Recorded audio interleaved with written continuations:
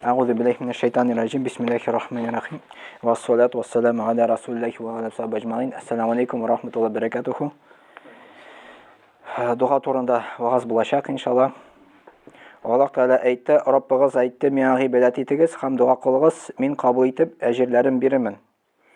Ва қала раббукум удғуни астажиб лакум иннал лазина ястакбируна ан ғибадати сайадхулуна джаханнама дахирин. Ғафир сүрәсе. Шушы аятта Аллах Тағала айтты: миңа ғибадат етіңіз дей, һәм дуға қылыңыз дей.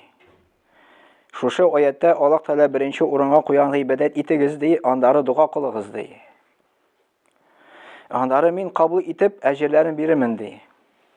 Но андары Аллах Тағала айтты: кемдә кем минем инде ғибадаттан баш тарта икән дей, ул җәһәннәмгә тамукка керер дей. Шундый аят бар. Менә шушы аятта Аллах Тағала безгә әйтә: ғибадат итегез һәм дуға кылыгыз. Безнең намазыбыз, намазны алсак, намазда бар Аль-Фатиха сүрәсе.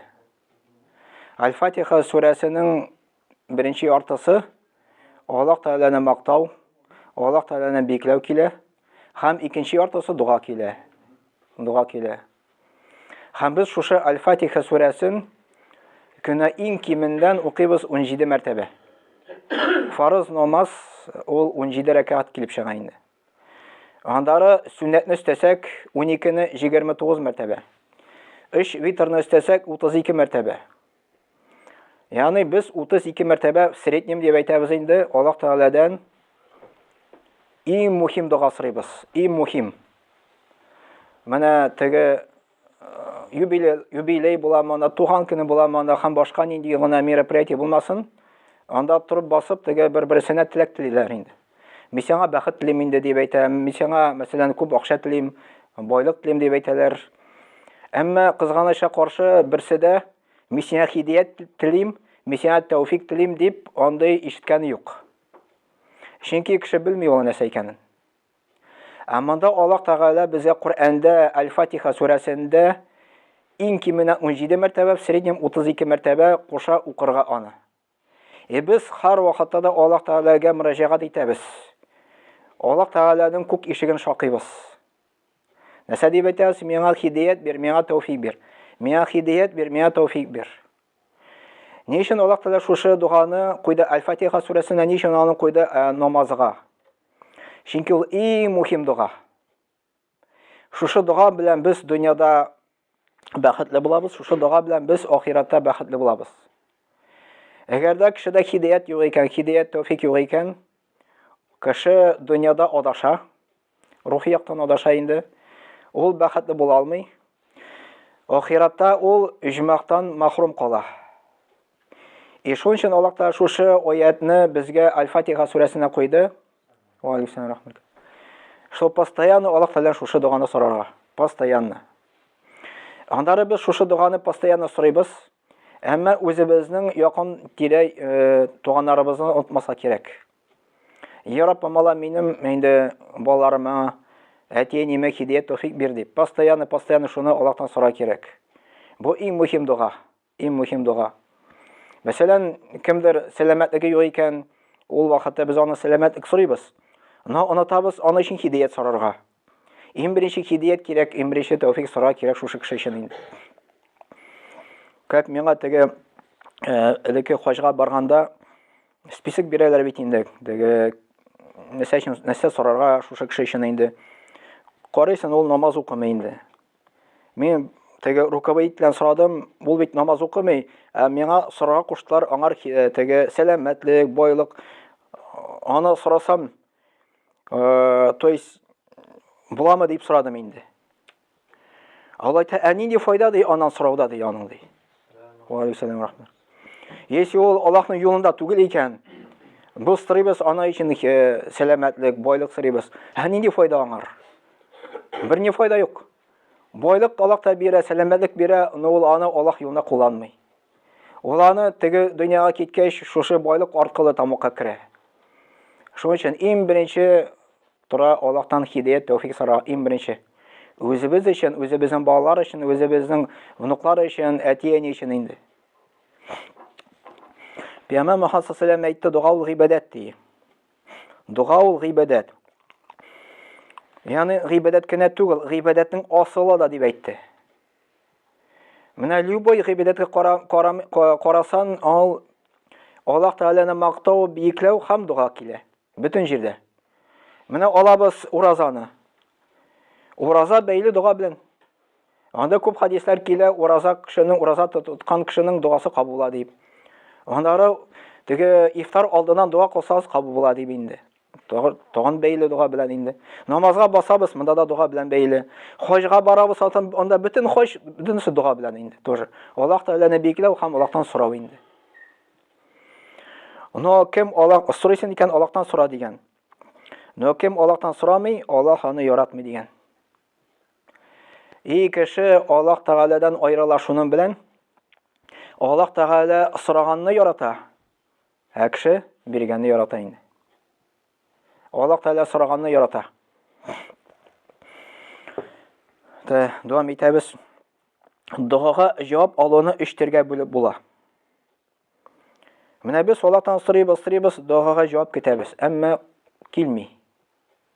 Күп вакытта килми.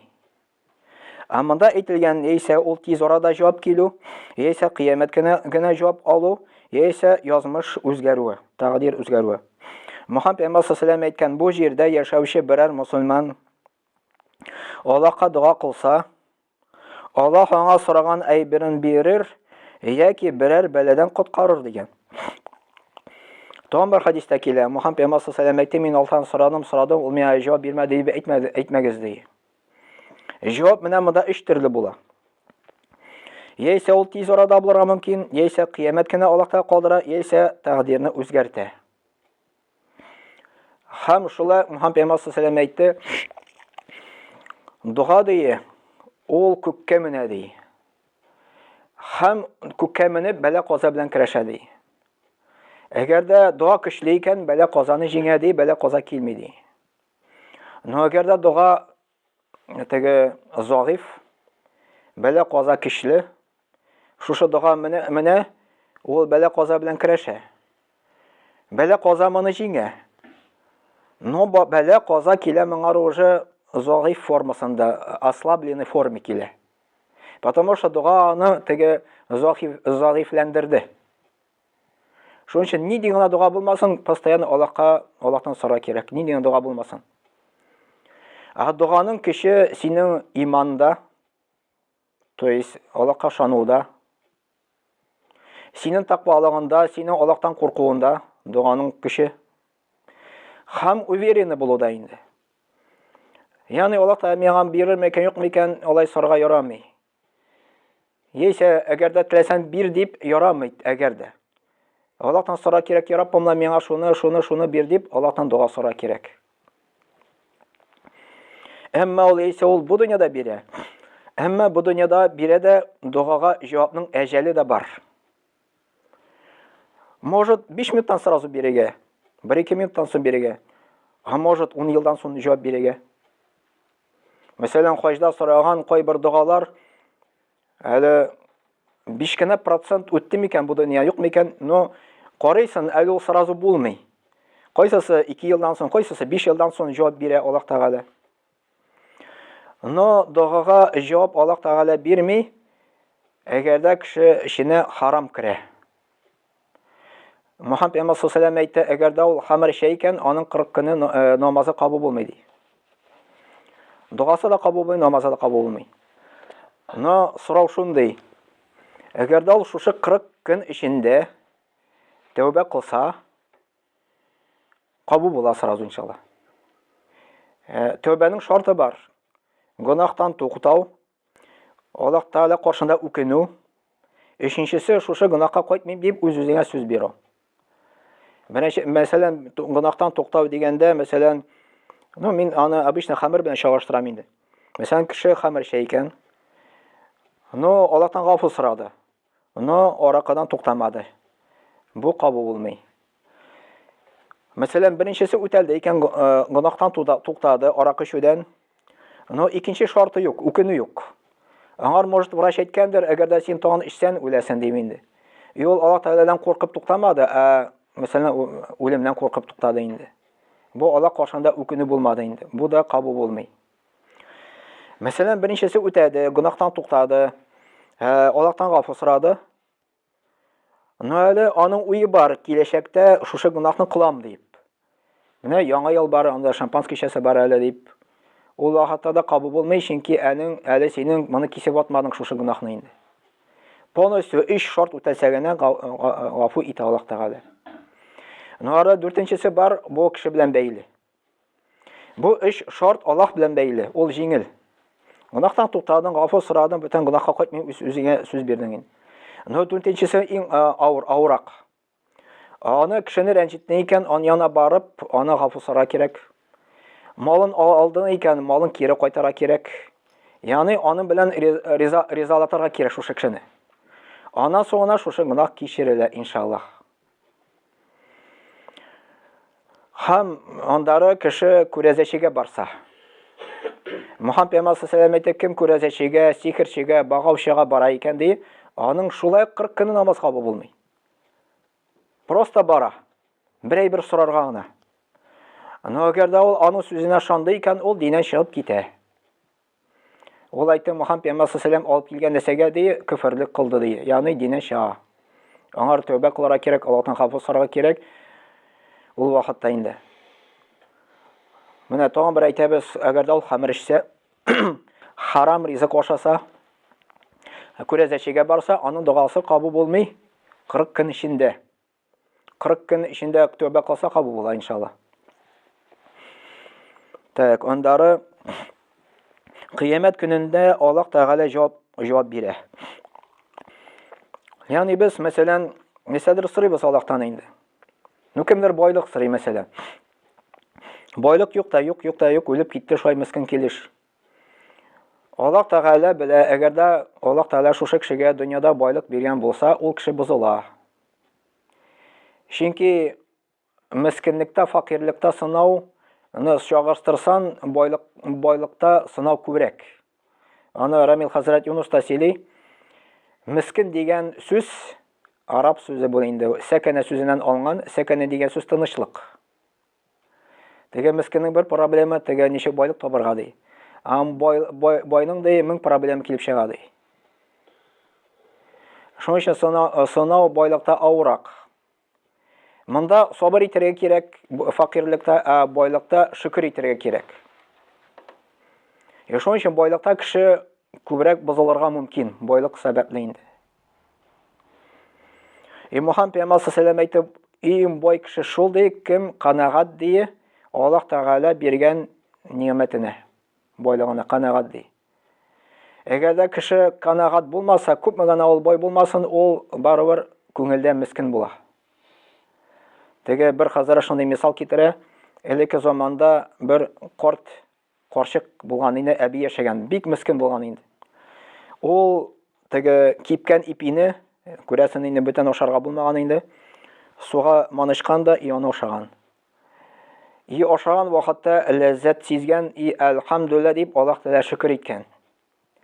Шундый сүзләр әйткән, әгәр дә дип патшалар дип белсәләр ди, безнең булган монда теге бәхетне, то есть ул бит шөкер итә Аллаһка инде. Шушы патшалар гаскар җыеп ди, шушы бәхетне тартып алырга килерләр иде. Ул бәхет Аллаһның кулында. Şunun için kişikene gene boyluk bolsa da şükür etsen, sen en boy kişi bulursun diye Muhammed Peygamber sallallahu aleyhi ve sellem aytdı. Kayıtlı kıyamet gününde cevap ola. Kıyamet gününde cevap alan kişiler aytırlar iken, kübrek şunday dualar bolsun dedik, koysasına Allah Teala dünyada cevap vermedi deyimindi. Kıyamet gününde Allah Teala cevap bire, ama onlar savaplar bilen bire, kübrek nimetler bire, bu dünya qaraganda indi. Muhammed Peygamber sallallahu aleyhi ve sellem aytdı, bu dünyanı diye ahiret bilen şaştasanız kilse diye, dengizge barığız diye, barmakны tığız diye, onda nese şeye qarağız diye. Yani anan şeye bir tomşi. Dengiz tege dünya, bir tomşi bu dünya. Biz bu dünyada yaşayız, kimdir 50 yıl, kimdir 80 yıl, kimdir 100 yıl, 100 yılını ortadan kişi paşti yok diye aytamiz indi az kişi. No kabir turmuşı bilen şaştırsak, ol bik az qala. Mesela koy bir hazretler şaştırırlar Osman bin Affan bilen. Осман бин Гаффан булган сахаба, ул инде Пәйгамбәр саллаллаху алейхи ва сәллям белән бергә яшәгән, 82 ел анда вафат булган, 82 яшьтә. 82 ел яшәгән дөньяда. Кабердә инде 1400 елдан артык яшәй инде. 3000 ел элек тә шулай безнең кебек яшәгәннәр хәзер кабердә 3000 ел яшәй инде. Кемдер 10,000 ел элек яшәгән безнең кебек бу дөньяда ул 80 ел яшәгәндер, тегендә уже 3000 ел яшәй. Но чыгырыштырсан кыямәт көне белән, һәм җәннәт белән җәһәннәм белән, ул бу дөнья бер тамчы диңгез кебек аннан да әзрәк килеп чыга инде. Так, андары өченчесе тәкъдирнең үзгәрүе. Yani син дуга сорыйсың, Аллаһ та җавап бирми, кем белә, бәлки шу сәбәпле Аллаһ та синең берәни бәладән коткаргандыр.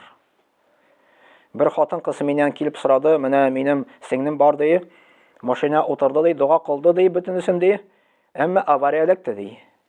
Монынча анарга дип әйтә инде. Дуга кылсам бейтин Аллаһ та саклый. Но мин җавап бирдем шушы хадискә таянып инде. Дуганың көче бар, бәла казаның да көче бар. Дуга керәшкән бәла каза җиңгән, әмма аңар бәла каза килгән уже ослабленный формасында. Да бәрелгән, исән калган машинасы әзрәк, анда теге мәтине бардыр инде. Но әгәр дә дуга кылмасан, может ул үләргә мөмкин булган анда. Шуның өчен без дуга сәбәпле без белмибез, күпме бәла казалар Аллаһ Тәгалә безне бәла казадан саклый. Сахабалар әйткән, без Аллаһтан күбрәк сорыйбыз ди. Күпме сорасагыз ди, Аллаһ та аннан биегрәк ди. Аллаһ Тәгалә бай. Аллаһ Тәгаләнең байлыгы шуны хәтле Мөхәммәд Пәйгамбәр саллаллаху алейхи ва сәллям әйтте, әгәр дә ди кешеләр ди, бөтен кешеләр, бөтен җиннәр бер майданга җыелып, Аллаһтан сорасалар үзләренә нәрсә кирәк, диңгезнең бер тамчы да кимими ди. Менә беренче җиннән алып соңгы җингә хәтле, беренче кешедән алып соңгы кешегә хәтле дөньяда күпме яши, хәзер элек яшәде, хәзер яши, аннан соң яшәячәк. Бөтенсе бергә җыелып майданга Аллаһтан сорасалар, Аллаһ Тәгаләнең диңгезнең бер тамчы да кимими ди. Әмма Мөхәммәд Пәйгамбәр саллаллаху алейхи ва сәллям әйтте, Аллаһ Тәгалә бу дөньяга ди 1% ди ләззәт төшерде ди. 99-ны теге дөнья калдырды ди. 1% бу дөнья газап төшерде ди, 99-ны теге дөнья калдырды ди. Шуның өчен кем бу дөньяда гамәл кыла, гыйбадәт кыла, но рәхәтлек сизә икән, ул 1%. 99 теге дөньяда Аллаһ та бирәчәк иншаллаһ. Остальные җәннәт белән. Но хадистә килә Мөхәммәд Пәйгамбәр саллаллаху алейхи ва сәллям әйтте, җәннәттә ди кешегә ди шундый йорт бирелер ди. Иң түбән дәрәҗәгә кемләгә икән? Аны 2000 елда урап чыга алмаячак ди. 2000 елда инде. Шуның өчен без инде тырышабыз, Аллаһ Тәгаләдән дуа сорыйбыз, күбрәк гыйбадәт кылыйк. Аллаһ та безнең гыйлаһларыбызны кичерсен. Субханак ва бихамдик, ашһаду ан ла илаһа илля анта, астагфирука ва атубу илейк. Дуа кылыйк. Бисмиллаһир-рахманир-рахим. Ва-ссалату ва-ссаламу аля набийина Мухаммадин ва аля асхабиhi аҗмаин. Аллаһумма тaqabbal минна иннaka антас самиул алим ва туб алейна иннaka ат-таввабур рахим. Раббыбыз Аллаһ безнең инде гынаһларыбызны кичер, безнең әти-әниләребезнең гынаһларын кичер, бөтен мөмин мөселман гынаһларын кичер кыямәт көндә. Кем садакаларны бирде, шушы садакаларны кабул ит, Раббым Алла, шушы кешеләргә һидаят бир, тауфик бир, бәхет, сәгъдәт, малларына бәрәкәт бир, иманнарын ныгыт, гынаһларын кичер, Раббым Алла, бәла калдан сакла. اللهم احفظ صاحب هذه الصالحة عن الآفات والبلات واغفر ذنوب أكتمان وأكثر وعليه وافق على خير مقاصدك وصلى الله على نبينا محمد وعلى آله وصحبه أجمعين برحمتك يا أرحم الراحمين.